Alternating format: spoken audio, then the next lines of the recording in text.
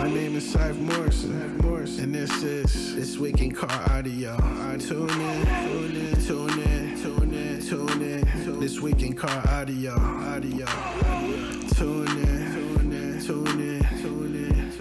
We'll be talking about bass, talking about chips, talking about rings. You ain't got them, zip your lip. You got a problem you haven't found, check your grounds. The show about to start. Tune in.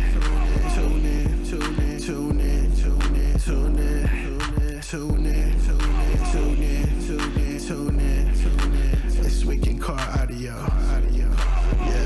Yeah. Tune in. This Week in Car Audio. Welcome to This Week in Car Audio with your host, the Judge, Doug Stockton, co-hosted by internet sensation, movie star, all-around good guy, Jeffrey Fernandez. What's going on, Jeff? Nothing much. How you doing, Doug? Just fine. We had a show this weekend. You did too. Let's hear about your show real quick while I'm finishing sharing with everybody here. Oh, okay. Yeah, it was another fun one we had at Crossfire Car Audio. We had some really good action in the Top Dog competition. We only had the two competitors, but man, they were going at it. It was back and forth. It's double elimination. So one would win one, the other one would win one. It's just back and forth. And the last round, Julie Smack Johnson ended up winning, but by virtue of points, the other competitor, Lewis, T.W.I.C.A, ended up winning. But it was all the way down the wire, and it was some fun action to be had at Top Dog. All right. Justin Stolman checking in down there. Tiffany Paris, they're in from Bridgetown, Barbados. I had a 3X event myself this weekend. We did it at Nyman's shop. Nyman couldn't be there because he was at the Sky High barbecue, so he was not there. But his parents were gracious enough. They opened up the shop for us and allowed us to have it. That's a great venue to have an event.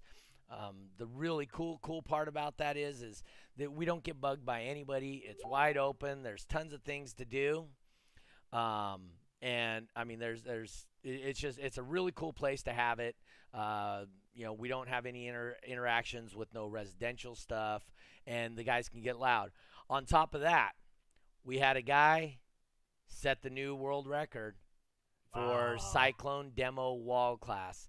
Once again, it's our buddy Jose Ramos stepped up and beat the old record, I believe, by 1.2 points.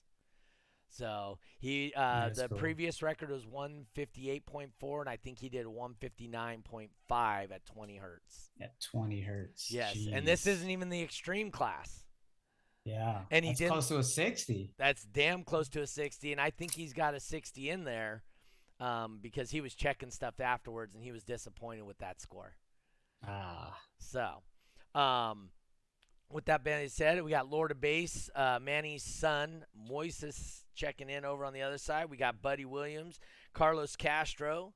We got Andrew Martinez checking in. I saw a couple of people coming from other places. Our guest tonight is a judge from all the way across the world on the opposite side. As a matter of fact, it is the end of winter for them out there because we're in the middle of our damn summer that's just about over at 117 degrees last week. Yikes. Good Lord.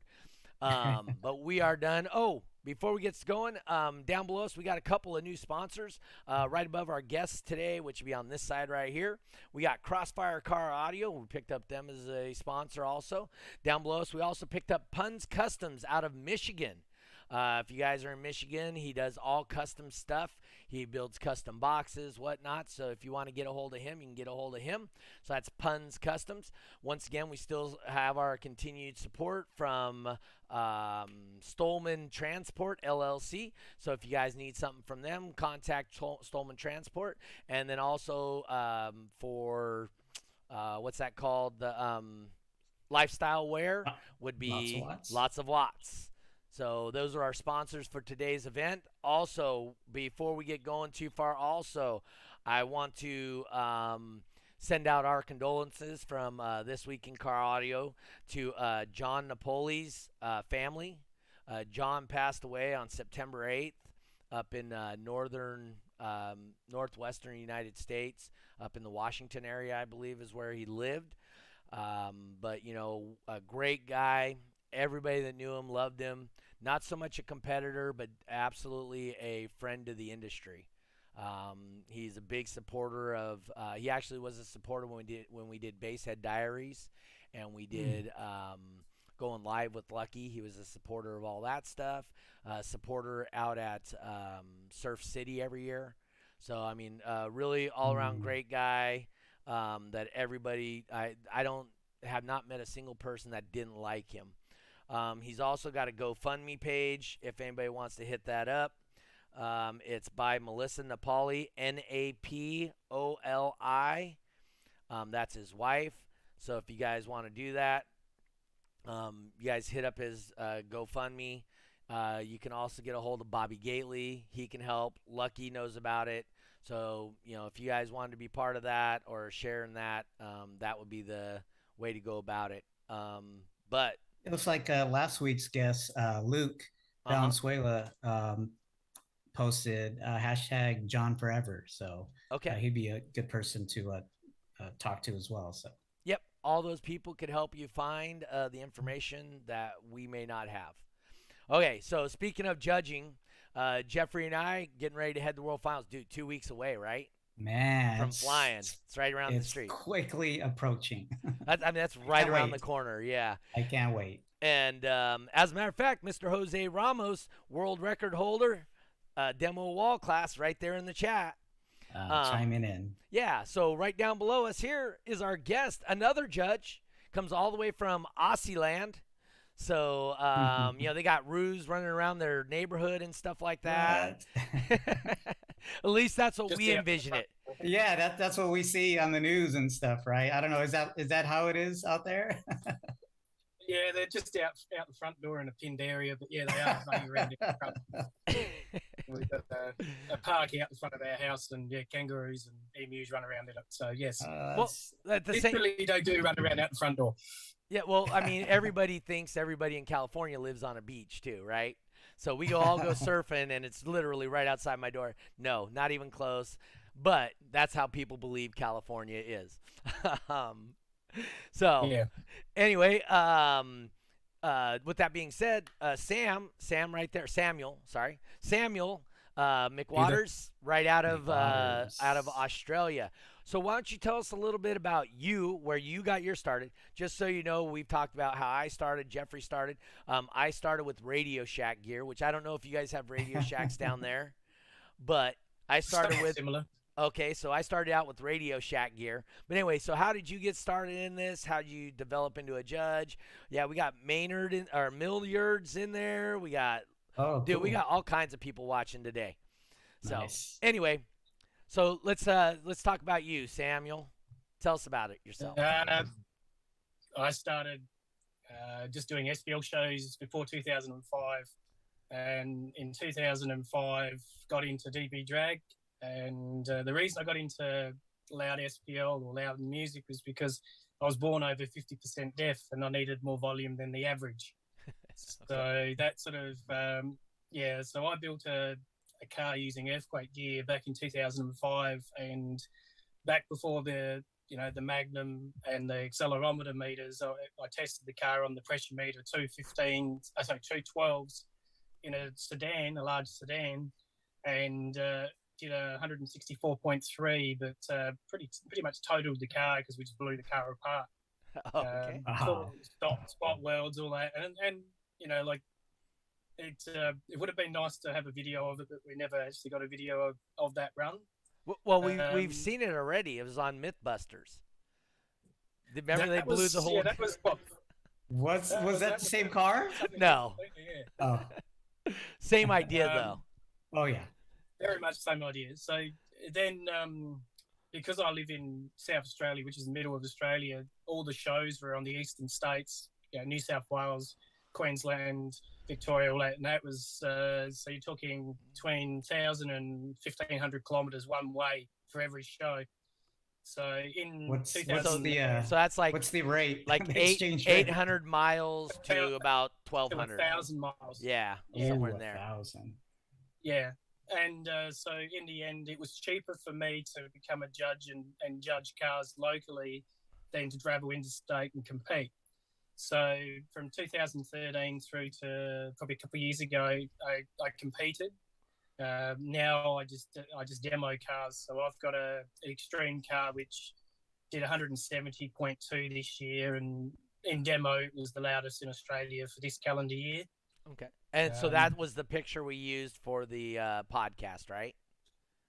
Yeah, that was when Ray and Wayne, so Ray Choi and Wayne Harris come over from the US and Canada and visited us 2019, I think it was. And yeah, I did a 171.9 back then. I've since modified the car and it's got quieter, which is unfortunate, but that's life. Yep. Yeah. Actually, Jose Ramos in the chat there, Mr. Demo wall guy, Cyclone, right now. He's Mr. Cyclone. He wants to know what is the CRX or SPL cheater car in Australia? No.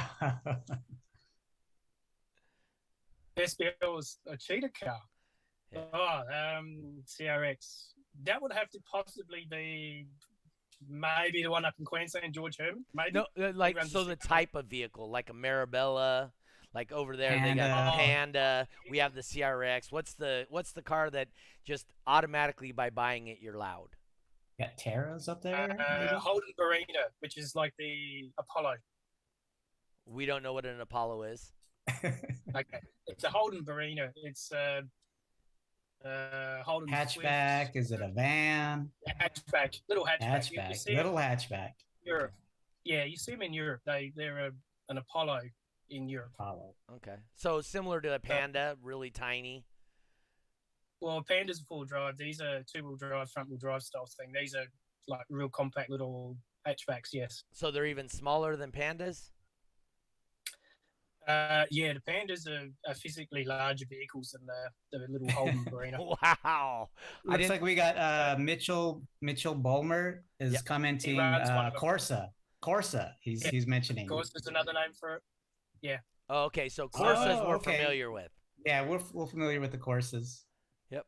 We do actually have the Fiat Pandas in Australia. They're called the Lada Navia, and I know of about 3 of them around where I live. Okay. But not cheap to get your hands on. Not cheap, huh? Ah. All right. Oh, okay. So I do know of a bowler, because I don't know if you've noticed, but I kind of like bowling. But I do know of a bowler out of New South Wales. The #1 bowler in the world is out of New South Wales, New South Wales. His name is Jason Belmonte. So he's the #1 bowler in the world for about the last 10 years. So 10, maybe 12 years. But anyway, so at least Australia's got one good export. Yeah, other than Crocodile Dundee, right? We've got many others. Oh, many Crocodile others. Dundee. What was his name? Mick with the big knife. Mick Dundee. Yeah, Mick Dundee. Mick Dundee. Yeah, that's dating myself there. Yeah. So anyway, so you were a competitor, and you figured out that judging shows was way more advantageous to you because it would cost you a lot of money to travel all the way across your continent. So Bulmer just mentioned the Vegemite. It's a Vegemite sandwich. That's definitely some old school 80s stuff right there. Used to talk about that in the songs. But that's definitely an Australian thing. Oh, is it? Okay. Yeah, it's kind of like Spam from what I understand. Is it like processed meat? No, it's the leftover scraped off the top of beer, basically. It's the yeast extract from beer. Oh, is that what it is? Very salty. Yeah, it's very salty. It looks like boot polish. Kind of like it's what we spread on toast. We use it for cooking. So because it's very salty, you can substitute it for salt and that sort of thing. Oh, okay. So, gotta ask, do you drink Foster's though? No. No. So only couple of people have I met from Australia, and they said, dude, that's nobody there in Australia drinks Foster's. It's purely an American hype thing. Is that kind of how like people from Mexico don't drink Coronas, kind of deal, or? Yeah. So where I live in South Australia, we have a brand called West End, and in Victoria they have Victorian Bitter. So a South Australian doesn't drink Victorian Bitter, and a Victorian doesn't drink West End. It's just not the done thing. So if you're an Aussie, if you drink West End, South Aussie. Okay. West End. I got to make sure to write that down. West. So it's owned by the company 4X there in Queensland. So 4X Gold. Jose Ramos says it's Modelo time. Modelo time. That's so for you, so how many people do you typically get at one of your shows that you host? Currently about 20 competitors, die-hard competitors, but usually about 20. We get probably that many in Spectators again. Okay, so you have 20 actual vehicles, and then they enter DB drag, base race, top dog, all that, right? But it's about 20 vehicles? Yes. On average, we're rebuilding the sport again. It's had a bit of a lull for a couple of years due to COVID. Well, the Australian version of COVID was they actually locked people up, and you had to stay in these huts. I saw so much of that on the news. Yeah. Yeah, they actually had armed guards at COVID centers. So how is it now? It's not like that anymore, right? Or it's opened up now. So there was a period there where in Victoria they basically shut everybody into their own houses. Yep. Wow. Unless you're an essential worker, so you worked in medical or driving buses, all that sort of stuff, you would literally be asked to stay home and work from home. So there was 3 to 5, 6 months or whatever in Victoria where people worked from home. They just stayed at home. Where I was in South Australia, I think we had maybe 2.5 weeks where we were basically told to stay home, but we're now open. We're getting back with our normal life, which is good. Oh, that's awesome. It's great that the normal life. Oh, we almost saw it choking right here on camera. That must have been Foster's. He was probably drinking Foster's. he was trying some Foster's. It didn't go down well. Coffee. So for people that don't know, it's about 11 o'clock your time, right? A.M. A.M. Tomorrow. 20 past 10. Yeah. Yeah. Okay. So it's roughly 11 o'clock. Yeah. So it's tomorrow. So he already knows our future. Exactly. He's in the future. Good weather. It's good weather. Good weather. Okay. So, and for people that don't know, Australia is on the opposite side of the Earth. So it's below the Earth's equator. So when we're in summer, they're in winter. When we're in fall, they're in spring. So right now they should be in about the springtime for you guys, right? Or just going into spring, just about. Just going in. Yeah. It's warming up, which is nice. Yeah. So, is that when do you guys do the bulk of your shows and whatnot? All year round. Oh, all year round. Yeah, we don't stop for weather. Oh, you don't. So, do you get snow in your part of the Australia or? No. Okay. It's only we get snow in only a few rare places, but there's no shows held in those places, so we can run shows all year round. Yeah. Boomer says it's raining in Sydney. But that's only 1,300. That's only 1,000 miles from me, so that's fine. I'm not worried. Yeah, so that's like Texas to California distance, roughly, right? That's about 1,000 miles from where you are to SoCal, right? Yeah. Well, I want to say a little bit more. Is it a little bit more? Yeah, probably a little bit more. Yeah, the United States is fairly large, and what's kind of cool though too is I've always wanted to go to Australia. I'm a scuba diver, the Great Barrier Reef, obviously, and when you go down to the south side of the islands, you have cold water diving where you have like orcas and sharks and some of the really cool stuff that only happens like towards the Antarctic area. So you guys would have penguins down south of you, right? and stuff like that. That'd be just awesome for me. I mean, that's why I would really enjoy going to Australia one of these years. To me, that'd be really awesome. So, So about 10 miles from me, uh-huh. there's the bay where they shot the shark scenes for Jaws. Oh, really? Oh, okay. I didn't The hear no original- Australians in there. In that Yeah. movie? So It was yeah, probably- we got some great white pointers up to 24 odd foot. Yep. So do you guys have a big old Bruce out there too? The mechanical Jaws? Did they leave one after the filming, or No, they had the real stuff. They had the real thing the there. real stuff. they don't need the fake ones? No, they don't need the fake ones. Yeah.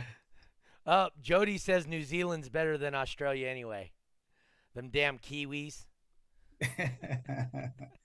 Uh-oh. But they No, did film I- they did film Lord of the Rings in New Zealand. Just saying. Oh, yeah. So, and the Hobbit. and the Hobbit. Well, that's the Lord of the Rings trilogy stuff. Yeah, it's part of that. Yeah. All right. So, what is the big class like? So for us personally in California, Cyclone, Base Race, and Top Dog, the music classes, the guys drive their vehicles to and from the shows. That's really the big thing. When you go back east, a lot of guys have like the trailered vehicles that are just insanely loud, up in the Midwest and whatnot, like Dan Horner and the Team Incriminator guys, just insane guys doing 70 plus in Super Street, right? So that our Super Street No Wall guy did higher than your score. Right, he did a 73.2 or something like in Super Street No Walls. So I mean, those are obviously dedicated, purpose-built vehicles.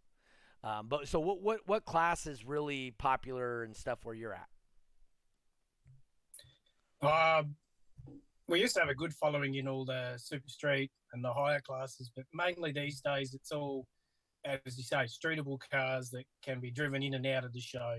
There's only probably half a dozen trailer queens, as we call them, or cars that are specifically brought in on trailer. Yep, that we call those trailer queens here too. Yeah. Queensland DB Drag checking in too. That would be Michael Crouch.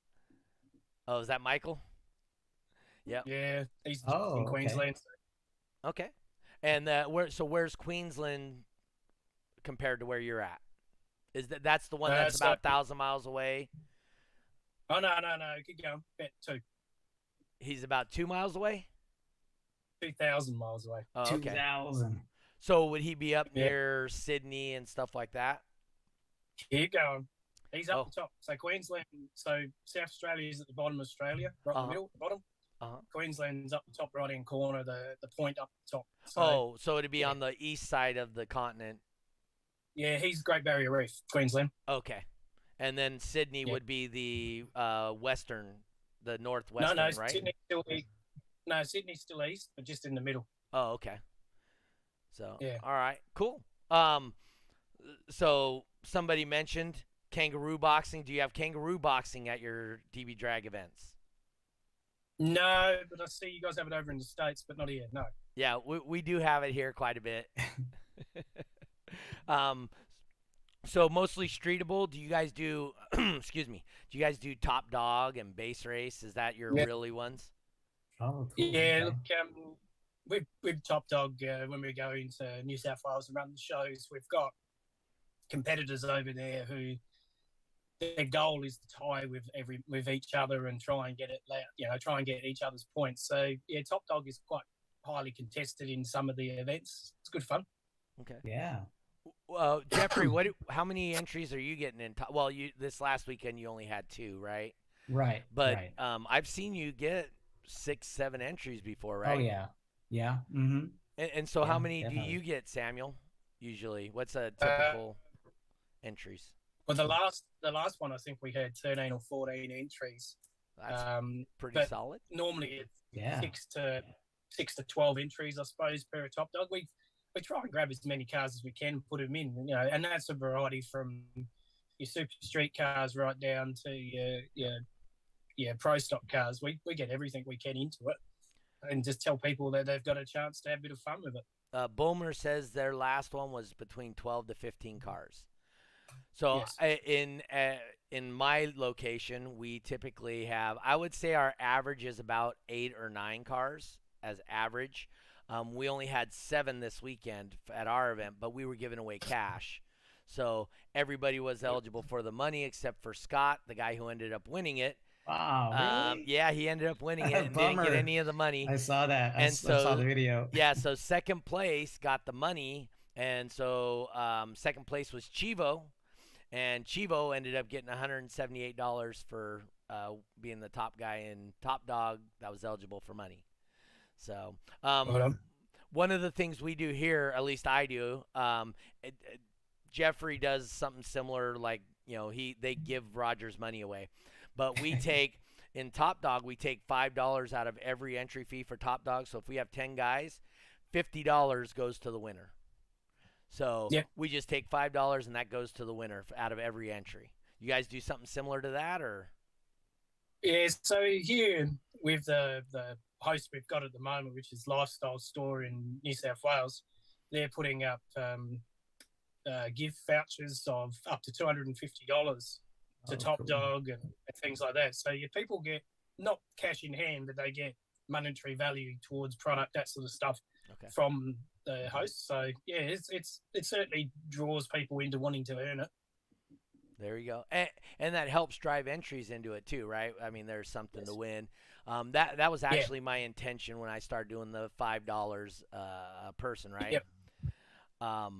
So I did see a question there from Stolman, one of our sponsors. He asked, what brands are mostly carried in Australia?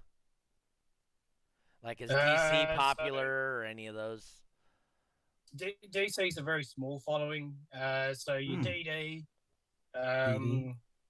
DD's very much got a big following. I'm trying to think of the others. We've got... how about Crossfire?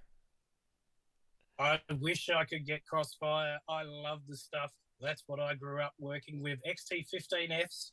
Oh, hey, I know a guy. I know a guy I can talk to. Yeah, but I did 172.1 dB off 2 XT15F Crossfire XT. subs that I bought. Yeah, I bought them in 2015, and I put 2005, and I put PSI stock parts in them, and that's what got my loudest ever reading in my extreme car. You know, Jeffrey over here might work for them or something. I know a guy. I know a guy. But I was looking up your stats and your DB drag stats, and I saw I guess when you did the 171.9, you're running Crossfire woofers. It didn't say which kind, but I did see the brand, and I was like, oh, let me ask him about that for the show. But cool, XT. XT15F. Have you built any of those recently, Jeffrey? Or is that an older model? That's an older model. I'm interested to see, what he would be able to do with the Neos, or maybe even the XT4 series woofers. So yeah, I own 4 of those XT15Fs, and I was running them on basically Z2 LVs from DD, so they were an old amp as well. So most of my equipment that I run is 10 to 15 years old, and while it still works, I use it. Whereas a lot of the competitors these days are, they've got indisposable cash. I don't, so I work with what I've got, not what I haven't got. Where's your Crossfire 16Ks? I wish. I need a good sponsor. Anyone know of one? So do you own a shop out there, or what drew you to competing? Is it because you have a shop and you were building stuff, or is it just something you did with your uncle, with your dad? What drew you to starting the competition part? Basically, as I said, I was born with half deaf, so I enjoyed the scientific side of the things of getting louder and what we could do with SPL, and it sort of just developed from that going to shows. So my first DB drag show was one of Australia's biggest car shows, which is the Summer Nats, which they hold at Canberra early January every year, and that's just a mixture of everything from burnouts to elite show cars. It's just everything. And I went there, and basically with this car, we hooked up the computer in 2005 up to the stereo, and just wound the Earthquake PHD 5000 up to full gain. And my younger brother, who's no longer with us, he was sitting in the passenger seat, and every bomb that went off shook the entire building that we were in. Every bullet passed through you. So it was a Bandpass enclosure, 325-litre enclosure in the back of a family sedan, so 5-seat sedan. Put the seats up, you didn't know it was there, and yeah, this thing it shook a quite a large building, all the ceiling and everything, and yeah, it was good fun. It certainly drew a crowd for fun. There you go. So you decided to start running shows. I mean, because you said your nearest shows, like for us in the United States, 1,000 miles away, right? So yes. In the 1,500-kilometer range. Do you go across the pond over to New Zealand or anything like that? Yes. So I go over to New Zealand and help certify the events over there with Jody Green. Uh-huh. So, I started that in 2018. I think it was in 2018. In 2019, I was there 4 times. Uh-huh. I've also, back in 2015, also went through into Indonesia and ran a show in East Java. So New Zealand's a nice spot to go. I wouldn't mind going back. And I think Jody's working out a time to go back and run another show with him. So, all right, cool. So to jump over to New Zealand, it's probably a 3-hour flight for you or something? Thereabouts, yeah, 3 to 4 hour flight. Yeah. So what does that cost you out there? And how close is that to American dollars? U.S. dollars versus Aussie dollars. You guys, what are we? $1 Australian is worth about 65 cents American. So almost Canadian, real close to Canadian. Yeah. So for us, it's $600 to $800 flight return. So between for you guys, that would be sort of probably $400 to $600 American. Yeah. It'd be just under $500. Yeah. So that's actually not too bad. That's typically what a flight costs to go across the United States. Unless you're Jeffrey over there, he's a big baller, so he gets all kinds of, hey, come spend your money, because Vegas loves him. So if you follow Jeffrey, you'll see he's in Vegas more often than most people are. Oh no. But that was just that one year. That's just because they keep sending him stuff. Come spend your money here, please, Spend my Jeffrey. money. Jeez, not a money. Yes. That's your second home, is it? Yeah, pretty much. Yeah. So with you doing a judging, so it's got you got Queensland, you got Victoria, which is Victoria also. Okay. Yep. And then you have New Zealand, right? So Queensland, Victoria, and New Zealand. And then we got Frankie's in New South Wales. So we've got in Australia, we've got myself and 3 other qualified judges. So you've got Grant Stapleton in Victoria, you've got Gavin in New South Wales from Frankie's car audio, and then you've got Queensland is Grant's so Michael Crouch. Okay. Over in New Zealand, you've got Jody Green over there, who's obviously watching this, and was the one that gave me an early phone call this morning. Get out of bed, you're going to have an interview. Okay. Get out of bed. Now, is any of those judges planning to attend World Finals in Owensboro this year, Kentucky? No, unfortunately, no. Wouldn't mind. Would love to, but not at the moment. That's probably about a $2,000 flight for you guys, right? Wow. Yeah, it'd be have to find a sponsor for that one. Yeah. It'd be nice to get over there. It'd be good to experience what the States have for World Finals, that sort of stuff. We're a bit isolated out here, so the best we get is whatever rocks up. Getting over there, when we watch footage of your shows over there, and we're seeing, you know, car parks just full of cars, and you know, the passion that your competitors have. It's just very, very different to what we have here. You know, here we've everybody's sort of individuals. Over there, it almost looks like, regardless of your creed, you're all sort of out for the same thing, which is, you know, achieve a record or the loudest reading in your class. Something like that. So Jose Ramos, when he was there doing his world record run at my event, I don't know if you happen to catch that live or nothing, but it's on my Facebook page. I'm gonna, as the week progresses, I'm gonna post it on YouTube also. But you know, there wasn't a single person there rooting against him to get the world record. Everybody was like, "Hey, what can I do to help you get? Do you need me to hold your car? Do you need me to do this? What do you need me to do to help you get your world record?" And that's really common, at least at my shows. I know Jeffrey's shows are very similar to that too. Mm-hmm. Do you have something? Is that similar to where you guys are, where we're competitors in the lane, unless somebody's going for something special? Then we are a team. It doesn't matter. We are Team California at that time going for that record. Is that similar to what you guys got? Yeah, it's very similar in Australia. You know, I've always been one for support everybody and let your levels do the talking instead of your mouth. You know, if you can get a big level, just turn it up. You know, instead of doing all this badgering of people on the internet or whatever, you know, use your car to do the levels. Yeah. So with that, then do you, you know, what another thing we do talk about a lot on this show is we create friendships that go well beyond the car audio. You know, hey, we may have met in a parking lot and been doing stuff with our vehicles, but that's not where our friendship ends. I mean, Jeffrey works for Roger. I mean, he may have never even met Roger if it wasn't for car audio, right? And now he actually works in the industry as I don't know what he does, but he works for Crossfire and he goes live and makes subwoofers. So, but really, yes, he does. So you're the one I need to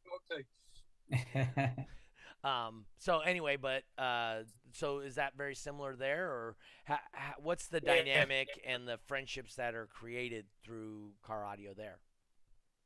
Oh, look, there's friends that have been created. I've met people over the years, people I wouldn't normally associate with, and I'm still friends with them. I ring them weekly, check on them, see how they are. These people are 1,000 miles away, but we still talk regularly, communicate regularly. Mm-hmm. And that's the same, other competitors in New South Wales have friends in Queensland, for our next event in November, which will be our Australian titles. Yep. There's, there's a team that spreads over 2 states, or about 700 miles apart from each other, and it's one team, but they're 700 miles apart between the competitors. And there's quite good friendships built across Australia. Mm-hmm. Are they on Team Send It? So for you don't know what a Team Send It is. So in California, there was a Team Send It here, and they were just picking up people left and right. So we always make fun of them having a lot of members. So well, we had one in South Australia called Team Duct Tape. Okay. Duct tape. Yep. So, everything was duct taped. I believe that. So for you personally, I mean, has there ever been a show that stands out for you, either as a judge or a competitor? So have you ever had that, or is there a show that really stands out that you can tell us about? Oh, look, as a competitor, you're always going to go for that point at the event that you got your highest reading at.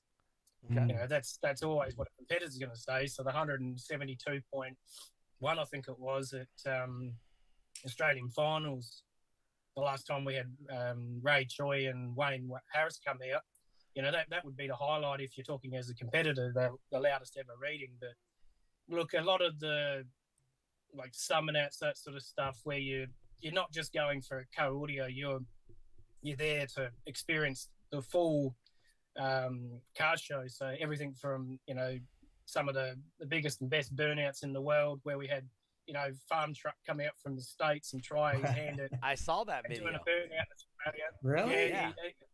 A burnout in a Jerry- farm truck? Jeffrey knows Yeah. farm truck. They flew into Australia, and Okay. then they found a farm truck similar to theirs and built it in Australia to do the burnout competition. Wow. Yeah, it How was- big? Those tires are built- huge, right? On Yeah. those tractors? Yeah. See, in Australia, going straight, which is what you see a lot of the American videos, is just a power skid. For us, when we're doing burnouts, we're going straight, and then we've got a bigger area in the middle, and they want your car to tip in. So in other words, they want you to go flat out straight and then spin the car, and you're watching the car basically doing a burnout on two wheels sort of thing. And it's not a static burnout. It is go until those two tires explode. And yeah, it's that sort of thing is Wow. wonderful. Oh yeah, a lot of That'll fun to definitely watch. make events more memorable. Oh yeah. Oh yeah. Yep. So we've done everything. I've actually driven my my SBL cars on open roads as part of a show through a small town. That was good fun. I didn't really trust the brakes on it. That was probably the one thing I was a bit worried about. That's It was a show scariest. car right in front of me, and I was making sure I was staying back. So if the brakes failed, I had time to get out and around him. So That's how you stop an SPL car. You jump out of the seat and get in front of it and push it with your hands. yeah, that was my old Street Max. Will now be SS12 car that I have still. Okay. So I got a shed full of cars. Well, speaking of cars, what vehicle did you use to hit that 172? It was an I extreme, used a right? Mazda. Yeah, I used a Mazda 323. So everything's within the original shell of the Mazda, four-door Mazda hatch. Oh, so 323. yeah. Okay. Yeah. That's just a smaller sedan, is what that is. A four-door Yeah. sedan with a hatch, right? Yep. You said so. A five-door Yeah. sedan. And it was Yeah. extreme. So what kind of build did you have in there? Bandpass, flat wall, or Yeah. concrete? Yeah, so it's no concrete. It's all timber. 50 Timber. mil square galvanized posts out of an old fence. It's built on the very, very cheap. The windscreen's made out of the bulletproof Windshield. glass out of the local bank. So when the local bank renovated, they sold me all the 10 mil thick panels from the bank for $300. So it's Wow. 4 layers thick, laminated with acetone. It's a cheap build. As I said, I'm running the XT15Fs in it, and so I ran it as a slot wall for many years, and then Mhm. built it into a Bandpass. And the slot wall, I got basically a 67 out of it, 167 with a 215-inch slot wall, and then went Bandpass and got the 172.1. And I since took the 15Fs out and put two 9518Gs in there, and DDs, because DDs, because I've reduced the back box too much, it's now the combination's wrong, and so the volume's gone down. Mm. So I shouldn't have reduced the volume around the subs. So yeah. How was Just the gotta cabin? Was the cabin area pretty much like the extreme vehicles right now? Yes. Oh, okay. Yeah, so with the center console, The center and- console Yep. tune with the small Tune, yeah, passenger right. compartment and all that. I just built what I built, and I've never tuned it. Oh, okay. So I don't know how much louder it can get. I just, with a family with 4 kids and working long hours, you build what you get, and then you make it as good as you can, and yeah, you drive the 1,000 miles, compete, and drive the 1,000 miles home. And, Well, that 170, that's nothing to be shy about. Yeah, it's not bad for a non-sponsored car. There's absolutely no sponsorship of that car. So, now I did the 170.2 in, I think it was mid this year, and I drove the car over, competed, and so the levels are not put up on DB Drag because, unfortunately, being a 3 times judge, I'm technically not allowed to compete. Yeah. Right. It's a little clause. I've competed every year like that, no problems. This year, it got pointed out to me that if I was a 2 times judge, no problems, you can compete, but Yes, 3 sir. times, no. So as an exhibition, the vehicle did 170.2, which is the loudest reading this year Okay. in Australia. So has any Australian ever set a world record for any particular classes that they were able to hold or anything like that? I mean, because like I said, Cyclone, I know you guys, when you build a loud musical vehicle, especially if you're driving them, you guys have an opportunity to do something like Cyclone, right? So have you guys ever had anything that set a world record and maintained it for that year or finished up a year? So myself personally, I've held 3 world titles, but World that was titles. only because at the beginning of the year, I set a big level so Wayne, for the first so many months of the year, the first 6 shows or whatever, he'll pick the loudest 3 or whatever out of each class at the end of the 6 triple point events or certified events. And yeah, so over the years, I've held 3 of those titles. I haven't finished top, but there's other competitors that have done the same thing in Australia as well. Okay. Have they? I don't believe we've ever had Australia in a World Finals. We used to do Europe. Yep. But Oh, you mean satellites? yeah, The as a satellites? satellite. Was Okay. Australia ever a satellite location for the World Finals? No. We've had over the years we've had 4 world finals here in Australia, but none of them ever tied up with USA or anything like that. No. So I'm not speaking for Wayne. I'm not saying that.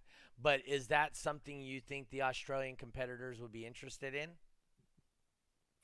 Oh, look, they definitely would be. Just if it was between Australia and New Zealand, I know there's a very healthy rivalry between Australia and New Zealand.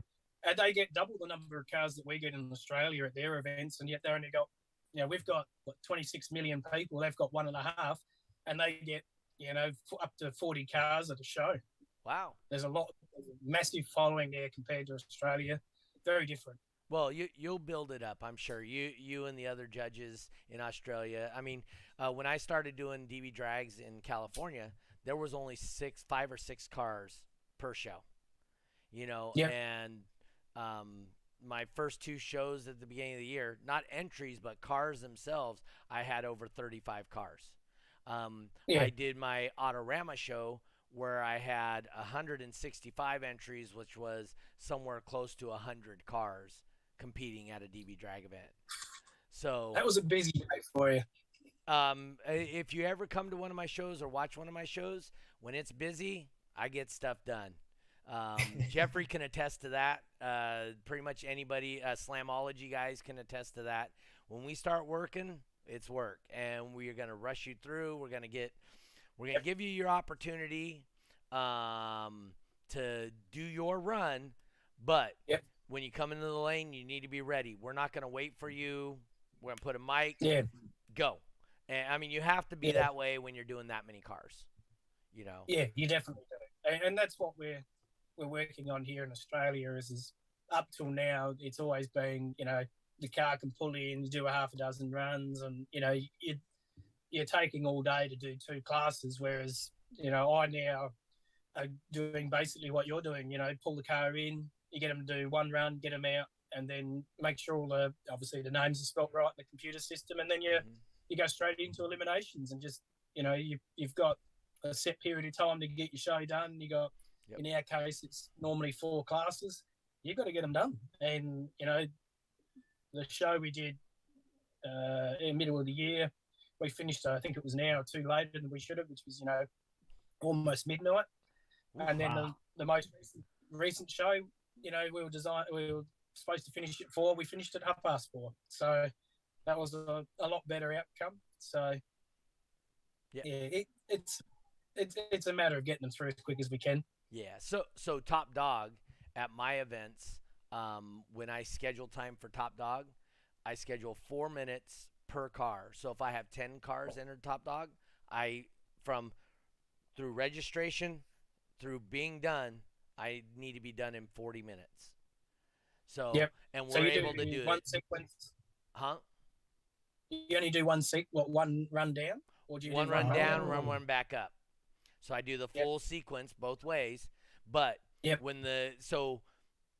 I'm not trying to say I train them, but we've had the discussion and the guys understand.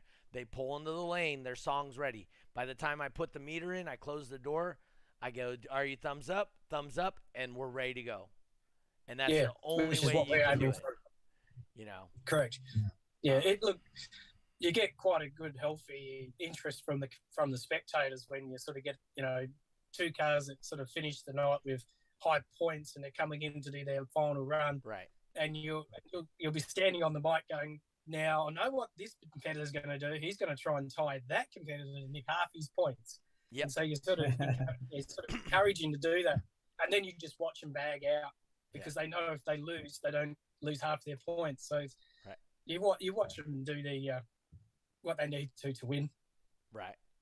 Strategy. Yes. Yeah, Top strategy. Dog's all about strategy. For me, they call me the auctioneer because I'm on there 29.9, 9.9, 9.9, 9.6, Yeah, do that as well. 9.6, 9.5, you know, and so Yeah, I'm do that calling as that well. out, and I really try to get the spectators involved because truly above everything else, all these people that are here to show off their vehicles, I mean, they're there to show off their vehicles. So if you don't give them an opportunity to show off their vehicles, they're not going to have as much of fun at the event, right? Yeah, it's the same with the venues as well. You know, it's all about making sure that the spectators know that the venues have put their time in and all that and their money and all that. Yep. And then, of course, your competitors, because, you know, a lot of the spectators don't actually realise how much work it takes to make a car loud or good musically, that sort of thing. You know, look, I spent, I lost count how many hours working on what was my Street Max car, you know, single battery doing 158.6 dB off of a single Odyssey PC2150 with two DDs, Z2 LVs and the 9518G subs, you know, in a 323 4-door hatch. You know, that was the best in Australia at the time, and there was many nights, and lucky I didn't get annoyed by the neighbours too much, thank goodness. So at the shows, so at the shows, then everyone knows, okay, you're this big time competitor. You know, you put up these high numbers. Now you're judging. Do you find like a lot of times people come up to you and say, "Hey, what can I do to my car to get louder, like you used to be?" You know, daily photos. daily photos. Daily. Yeah. You know, I've got a couple of competitors in New South Wales. You know, Fedi Fatal. I think I received in the last 2 days about 10 photos. You know, he's rewiring batteries into his car, and then there's others like Paul Kader. You know, I'm forever getting questions thrown at me. You know, what do you do? What are your thoughts on this? What are your thoughts on that? You know, can I do this? Can I do that? And you know, it's difficult to judge on the end of a phone, but you've got to give them, or return them back to the rules and say, look, well, you read that and you interpret it your way, and then, you know, when I come over and actually look at your car, I'll tell you if it's right or wrong. But yeah, there's a lot of communication between competitors, even the ones that you don't really get along with. You do certainly help. Yeah, exactly. Well. That's what we need. We need a lot of people kind of like showing people the ropes. And you know, we all started off, you know, not knowing a lot about what we're doing, and you know, just thankful for that one person, couple people to help us out and to get us where we are now. So that's cool. Go ahead, sir. Go ahead, Samuel.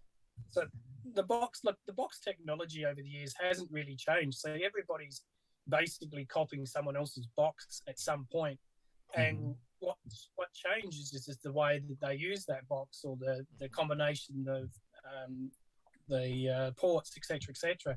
And you know, like, you know, the Brazilians do very, very well in their street classes, and our loudest street cars are basically built from knowledge that was gained from those guys here in Australia. So yeah, Mitchell Bulmo hasn't been to Brazil, but he's worked with the guys from Brazil, and he's got his street car up nice and loud. So there's a lot of communications between overseas and Australia to help improve the sport here as well. So where I was going to go with that is if you guys are ever at a show, somebody spectating or whatever, remember, if you're at a show, just ask. Those guys want to show off their vehicles. They want to show off their knowledge to you. They're gonna help you get louder. Then when you have a true passion for it, because if you ever have a passion for anything, I don't care what it is. I don't care if it's riding motorcycles, lassoing donkeys, whatever it is, cornhole. If you have a passion for something, it shows. And when somebody else sees your passion, they always want to help fuel that passion. Because as I mentioned more times than I can count on this show, whenever you have a true passion, enthusiasm is contagious. When you love something you do, the enthusiasm that you exude is contagious. It's just like if, a pregnant lady, right? Just her, that's what they call her glow, is because her joy and her enthusiasm for this incoming life is just so high. That's her glow. And you get that same glow about SPL. You get that same glow. I get it about bowling, cornhole, Tai Chi, freaking jiu-jitsu, right? It's whatever you are passionate about, I promise you, people see it glow from you when you talk to them. And when you have that kind of passion and you meet with other people that have that same kind of passion and you put those two glowing lights together, it just flourishes and just it's a good so bright. It's so bright. So I can't even begin to encourage you guys enough to go and talk to the competitors. Don't be shy. Half of them have anxiety issues, and they're shy as heck too. But you start talking to them about their stereo, that shyness starts going away. It doesn't matter. You're in Australia, you're in Asia, you're in Europe, you're in the United States, you're in Canada, you're in Brazil. We got where's Darren at? Darren is Trinidad. Trinidad. Yeah, so Trinidad's back on the map, and I hear maybe SQ Sounds might be getting something going and bringing something to more of the Caribbean area, right? So, it doesn't matter what show you're at. Talk to the people that are there, and I promise you, they see the light glowing from you, and you put it with their light that glows, and it is just a phenomenal thing when you guys get together and you guys start talking. One could be a doctor, one could be a carpenter, but when you start talking car audio, it changes. You guys are both car audio guys. It doesn't matter. And I mean, you could see it. I mean, just even talking about it like that, you could see it glowing off of Samuel's face because he enjoys what he does so much, and we're feeding into that. I mean, Jeffrey and I enjoy it, and we really, really hope that comes across in our podcast here, that the joy and entertainment we get out of doing it, and we like to share that with our guest. So, Jeffrey, we are running up on that hour real quick, sir. Right. Can you hit him with the question, if you be so kind? Samuel, what is your definition of a basehead? A basehead, someone who is very much focused on achieving the outright highest SPL or the lowest of lows at the loudest they can, so ground pounder, just somebody who's outright into music and getting the absolute best out of it, and not just the quality, but to actually just feel the flex of the air and the movement around the car. So somebody just thrives to get loud and make us all proud.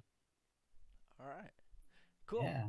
All right, so Bulmer says, I have more fun helping people getting louder than myself getting louder. And I will tell you, every world champion out there, they want to help you get louder because they want you to push them. There's some champions that have been champions for years because nobody comes up and pushes them. And they aren't even doing anything with their car. They're getting bored with the sport. But if they help you to push them to get louder, they enjoy that. So always remember that. It creates healthy competition. You need it to make the sport bigger.